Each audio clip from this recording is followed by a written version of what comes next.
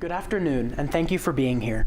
My name is Mitchell Most, and today I will be presenting my thesis entitled, Throwing Money at the World's Problems, U.S. Foreign Aid. The American President Ronald Reagan once said, "Unless a nation puts its own financial house in order, no amount of aid will produce progress."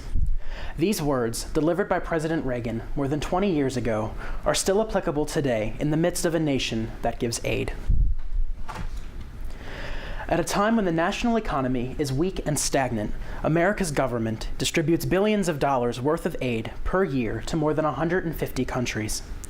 Thus far, these nations have received more than $2.25 trillion worth of American aid, which is funded by the fruit of the taxpayers' labor. Additionally, this money is appropriated to and dispensed by several agencies and departments within the U.S. government. Unfortunately, though, this is a system that has many shortcomings. Because of the nature and scope of these issues, the only way for the government to effectively address foreign aid as a whole is to end its distribution. So, the government of the United States of America should end the distribution of taxpayer-funded foreign aid because it fails to incite economic development, it supports corrupt governments, and it is unconstitutional. So what exactly is foreign aid, and how does it work? Economist and professor Sean Reitner, author of Foundations of Economics, defines foreign aid as the transfer of tax revenues from one government, usually that of a more developed country, to another government, usually that of a less developed country. Tax revenues described in this definition are usually dispensed in three forms. First, there is the most common form of aid, which is the cash transfer. Cash transfers are exactly what they sound like, a sum of money given directly to a country's government. Secondly, there is equipment and commodities aid, which are goods like food, weapons, technology, and medications. There is also training and expertise aid, which provides recipient countries with education on an array of topics relating to aid. In general, there are 5 different types of foreign aid, each one designed to promote different goals. The most common type of aid is bilateral development assistance, which is used to promote social stability and economic growth.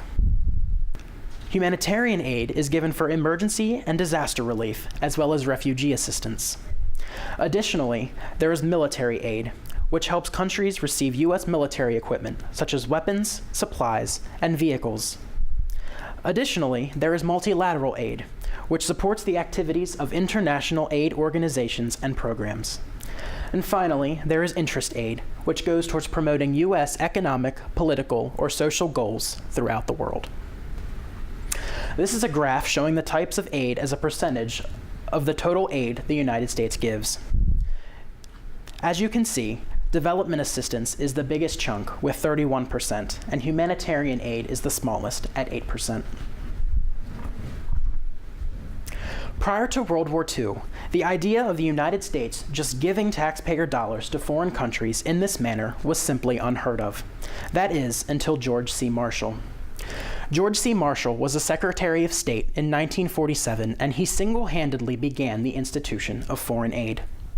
In the wake of the war, Marshall created a plan that would give Europe money for reconstruction. This plan, later known as the Marshall Plan, pumped nearly $28.7 billion of aid into Europe over a 3-year period. In today's money, the adjusted figure for that amount is about $215.7 billion. In almost no time, President Truman followed suit and created the first formal United States foreign aid program in 1948, which was dubbed the 1950.4 Program. Along with this program came the creation of several small agencies in charge of doling out funds. In 1961, the distribution of aid was revolutionized with the passage of the Foreign Assistance Act, abbreviated as FAA hereafter. Signed into law by President John F. Kennedy, this act combined several small agencies into one large agency, named the United States Agency for International Development, which is known as USAID. This act also created guidelines for aid distribution. For example, Section 508 states that aid cannot be given to a country whose head of state has been overthrown in a military coup, while Section 116 prohibits aid to countries whose governments have engaged in human rights violations. Fast forwarding to today, the United States is the largest foreign aid donor in the world. Averaging $50 billion a year, aid is handed to roughly 155 countries around the globe. This map shows U.S. aid distribution in 2010. Gray countries are countries that do not receive aid from us, for the most part, because they give aid themselves. The blue countries are the ones that do receive aid. The darker the blue, the more money they receive. As you can see, aid is more heavily concentrated in Africa and the Middle East, with the exception of Iran. Within the government, there are 5 agencies or departments that handle aid. First, the Department of State gives aid to help promote democracy, security, and prosperity in foreign nations. Since U.S. aid is under the authority of the Department of State, it is charged with carrying out this mission by handling development and humanitarian aid. Virtually all of the military assistance is handled by the Department of Defense, which works towards promoting security abroad. The Department of the Treasury attempts to promote a healthy international economy and therefore deals mostly with multilateral aid. And finally, there is the Millennium Challenge Corporation, called the MCC hereafter. Created by Congress in 2004, the MCC gives aid to countries who adopt pro-growth strategies for working towards specific development goals. So, with all of this money going to all of these countries over the last 70 years, what are the results? The answer to this question should be that the world is a safer and less impoverished place, filled with governments making great headway on the road towards self-sufficiency and thriving economies. Unfortunately, one glance at the world reveals a different picture. African economist Dambisa Moyo accurately summed up the situation in Africa when she said, quote, "Aid was supposed to lead to sustainable economic growth and a reduction of poverty. Name one African nation where this has happened." End quote. Not only is this the case in Africa, but in almost every region around the world where aid is distributed. Where is the disconnect with foreign aid? Because something has obviously gone wrong. The first reason why the government of the United States should end the distribution of taxpayer-funded foreign aid is because it fails to incite economic development. Naturally, there are those who maintain that foreign aid does economically develop the nations who receive it. However, this opposition has yet to produce an argument or analysis proving that it does. It just simply states that aid is economically beneficial. This is perhaps because there is a severe lack of development data and evidence as it relates to foreign aid. Because of issues that have arisen on both sides, the U.S. government has difficulties making sure aid is managed properly and does what it is supposed to once it is given to a recipient country. As a result, there is little information available showing that aid has developed nations at all. Firstly, foreign aid fails to incite economic development because the aid is unlikely to reach the people it is meant to help in the first place. Back in 1988, an analysis of foreign aid done by the Government Accountability Office revealed key problems with foreign aid, specifically with delivery and management. In a report to the House Foreign Affairs Committee, the GAO outlined that the U.S. had significant difficulties using development aid as well as food aid to achieve economic development. Some of the difficulties included such a lack of accountability and control over cash transfers that it could not be ensured that the money was used for the intended purposes, and that recipient countries had poor financial management systems. The main issue that GAO mentions is that once aid money was given to a country, the money was not put in proper accounts and was therefore mixed in with other cash, essentially becoming untraceable. In a reply to this report, the State Department said that it acknowledged the issues that were presented, but proclaimed they were too straining on both the U.S. and recipient countries to be properly addressed. The lack of accountability this report touched on was also the point that economist, professor, and former World Bank aid researcher William Easterly presents in his book, The White Man's Burden. Easterly supports that the current systems and methods of aid distribution lack accountability because of the near invisibility of efforts and results by aid agencies. Essentially, no one really knows what aid is doing, and results are not being seen, which refers back to the utter lack of information available. As a result, there are no consequences given or changes made as a result of failure. This has created a seemingly endless cycle of waste for which no one and nothing is held responsible. Another reason for why foreign aid does not incite economic development is because of the economic theory behind it. Economic development aid is given to foreign countries with the hopes that governments will create free market economies. While it is true that free market economies can bring about sustainable and healthy economic growth, free markets themselves cannot be created by governments. However, in order to understand this, it is imperative to understand what a free market is. A free market can be described as a system of voluntary exchange based off of supply and demand. The core of a free market, as described by Adam Smith, is that parties trade goods of their own volition and will, which is known as voluntary exchange. Voluntary exchange is beneficial for both parties involved because they will only trade if they get what they want. As a result, the free market allows for anyone to benefit greatly if they have the ability to exchange. Also, the free market system thrives on the basis of economic freedom, which is the general unrestricted ability to produce, buy, and sell products, meaning the government should not intervene in the economy. Governments in these recipient countries cannot create free markets with aid because of these two principles. The only real action a government could take to create a free market would be to force people to trade. However, this market would not be beneficial or free. The only alternative a government could undertake to create a free market is actually one of inaction, meaning the government simply stays out of the economy and allows people to trade as they please. Coincidentally, this is the polar opposite of what development aid promotes, which is a top-down approach that increases government involvement in the economy. The recipient governments are given aid and are charged with the responsibility of pumping that aid into the financial system, which is contrary to the corrective and beneficial nature of the free market. Overall, the U.S. and recipient countries cannot continue to expect to yield free market development from interventionist and socialist policies. In reality, economic development is dependent upon three factors. Because of the cyclic and interwoven nature of these factors, a break in any one can result in faltering or inhibited development, which is precisely what has happened with recipient countries and what aid does not fix. The division of labor means that human beings specialize in producing that which they are most capable of producing. Capital accumulation refers to the increase in the amount of stuff people have, like land, money, and goods. Closely tied to this is entrepreneurship, which is the wise use and investment of capital.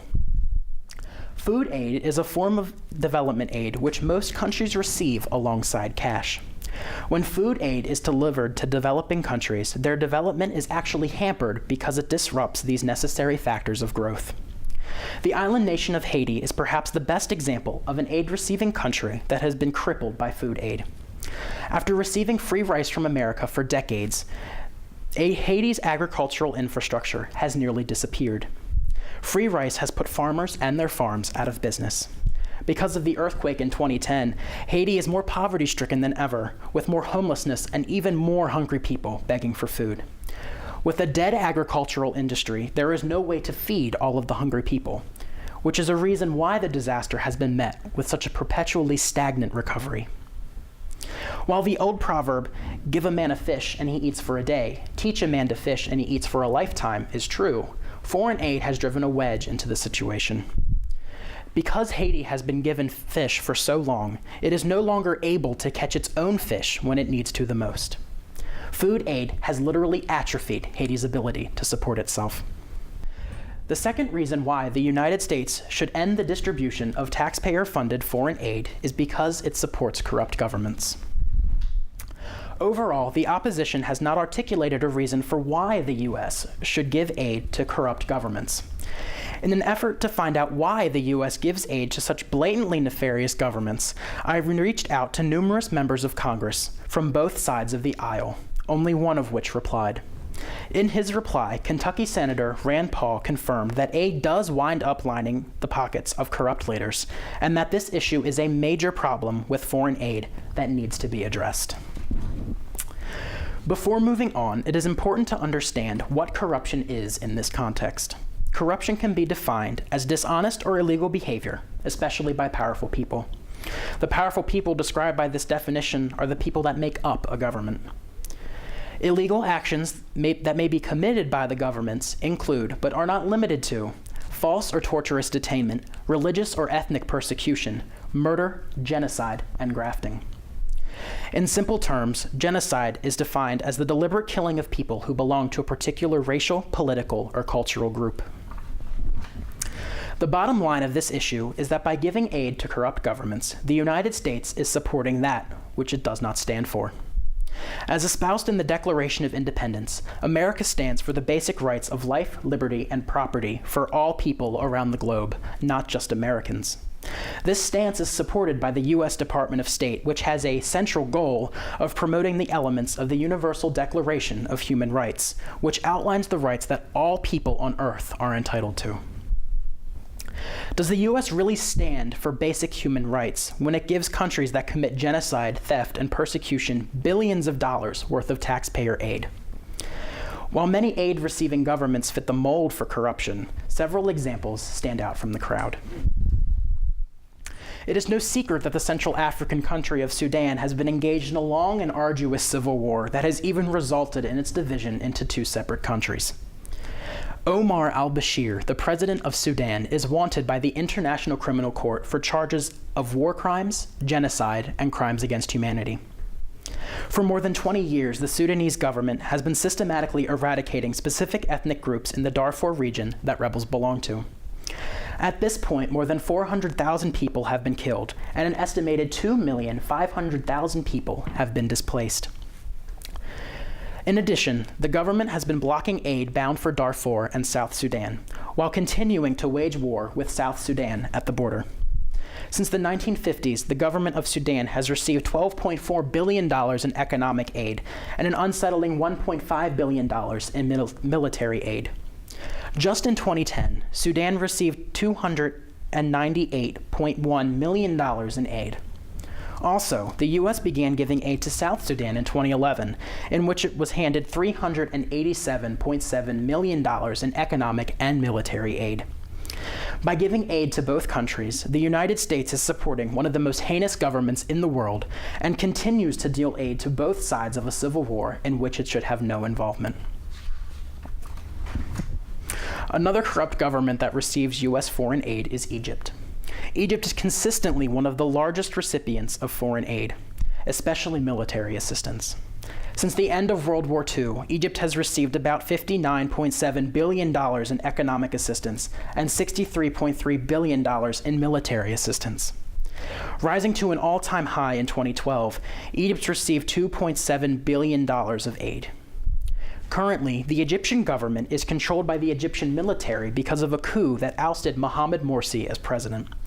Through the election of Morsi, the radical Muslim Brotherhood, which oppresses and persecutes Christians and adamantly opposes the ideas of democracy, equality, and religious tolerance, has infiltrated virtually every level of government. Additionally, pro-Morsi officials in the government rally mobs to attack Christians and protest the president's ousting, leading to violent clashes between protesters on both sides of the fence and the Egyptian military. This largely U.S.-funded military has been responsible for killing thousands of protesters over the last few years.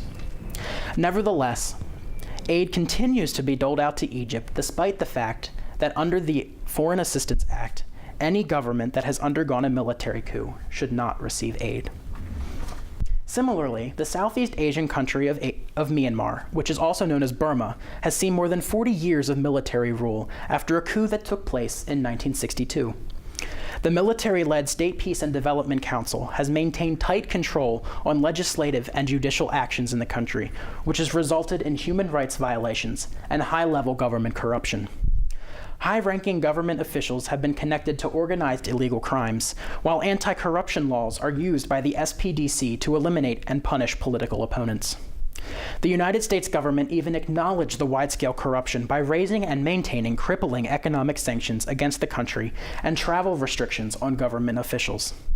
Since the end of World War II, Myanmar has received almost $2 billion in economic and military assistance, and was handed roughly $55.5 million in economic aid in 2012 alone. Overall, aid to Myanmar has not been productive because it has been supporting one of the most shady governments in the world that also happens to be chained by economically restrictive sanctions maintained by the United States. Finally, the government of the United States of America should end the distribution of taxpayer-funded foreign aid because it is unconstitutional. The opposition is remarkably silent about the constitutionality of foreign aid. As of yet, it has not formally produced an argument proposing foreign aid as a constitutional power of any part of the United States government. However, the opposition may attempt to justify foreign aid under the Necessary and Proper Clause. The Necessary and Proper Clause, also known as the Elastic Clause, can be found in Article 1, Section 8, and grants Congress the permission, quote, to make all laws which shall be necessary and proper for carrying into execution the foregoing powers and all other powers vested by this Constitution in the government of the United States or in any department or office thereof. Essentially, what this says is that the federal government has the authority to create laws that aid it in exercising its powers.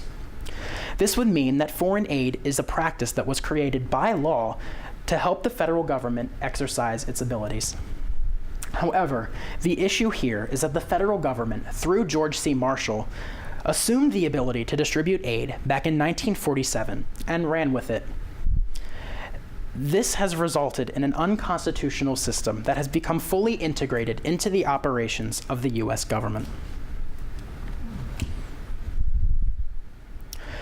Foreign aid is primarily unconstitutional because the Constitution is silent about foreign aid or anything like it.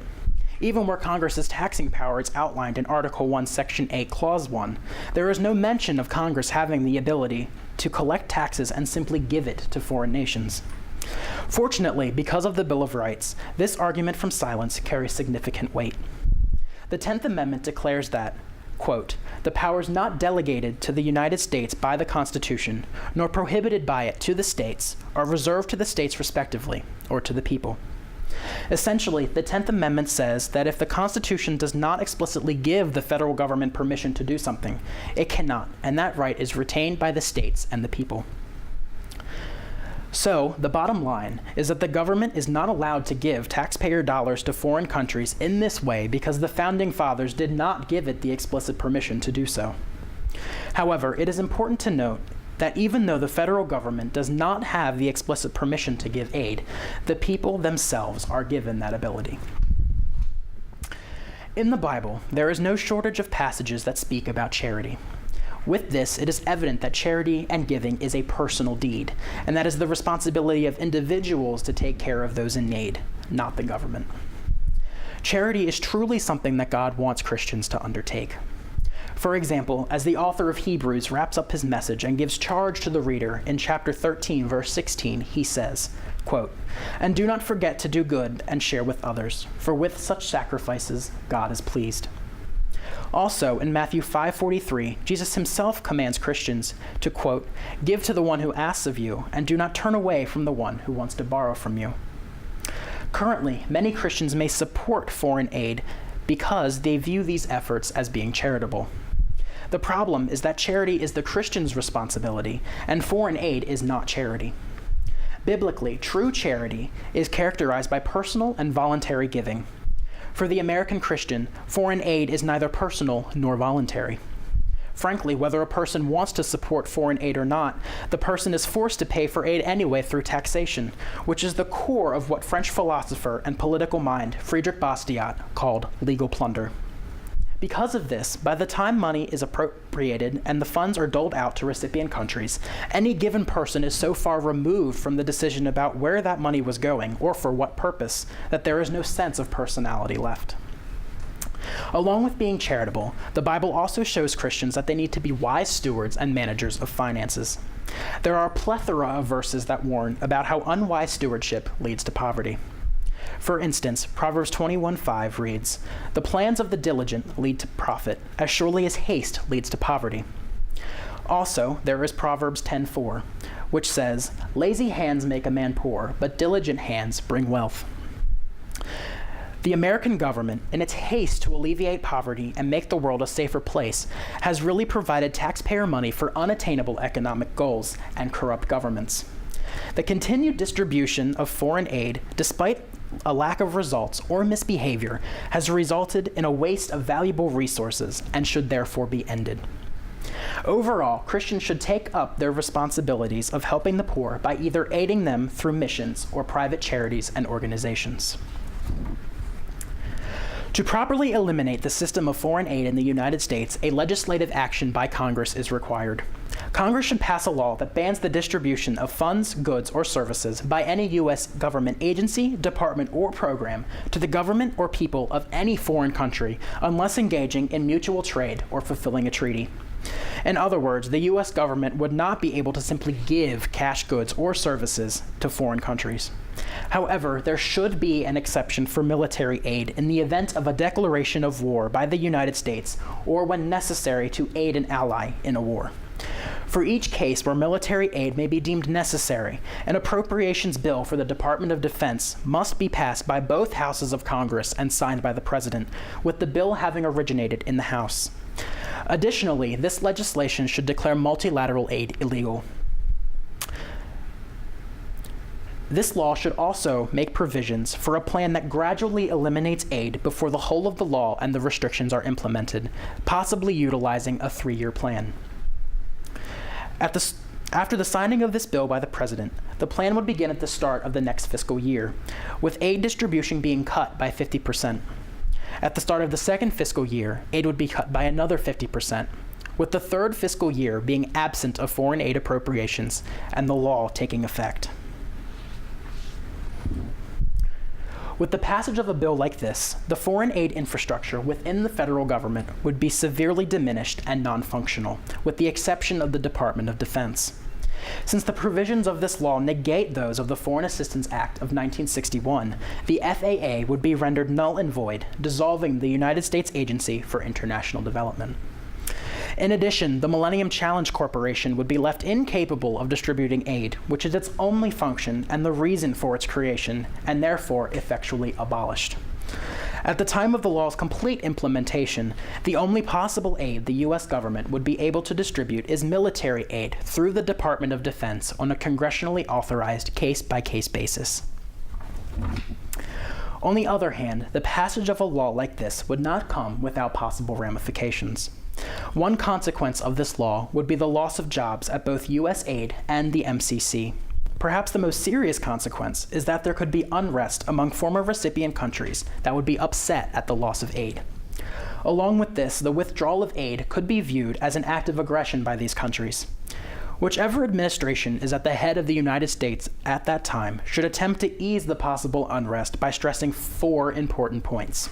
First, that ending aid distribution is not an act of aggression by the United States against any government. Second, that just because aid is ceasing does not mean that the United States does not wish to have and maintain a relationship with a given country. Third, that the aid the countries were receiving from the United States in the first place was, overall, not effective in the first place. And finally, perhaps the most important point to stress is that just because the United States has ending foreign aid distribution does not mean that countries will not be receiving any aid. With the billions of dollars given by other countries in foreign aid, not to mention private charities and organizations, most governments will still be receiving generous amounts of aid, just not from the United States government. Overall, the distribution of U.S. foreign aid must be ended because of issues that lie on both the side of the United States and recipient countries. Foreign aid cannot produce economic development because it is mismanaged and its very aim is unachievable. Free market economies cannot thrive under government interference, which is exactly what foreign aid promotes. Additionally, foreign aid is given to corrupt governments that commit deplorable and inhumane actions, even though America supposedly opposes those actions. Finally, the government of the United States does not have the constitutional authorization to give taxpayer money to foreign countries because the Constitution is silent about aid. In summary, the government of the United States of America should end the distribution of foreign aid because it fails to incite economic development, it supports corrupt governments, and it is unconstitutional. Conclusively, by distributing foreign aid, the United States government continues to simply throw taxpayers' money at the world's problems, not alleviate them. Countries around the world have been receiving trillions of dollars worth of aid to help them become economically sound and socially secure. 70 years after efforts began, millions of people are still starving, and political and social unrest abroad seems to be at an all-time high. With this in mind, the whole of America must ask itself, does foreign aid really work?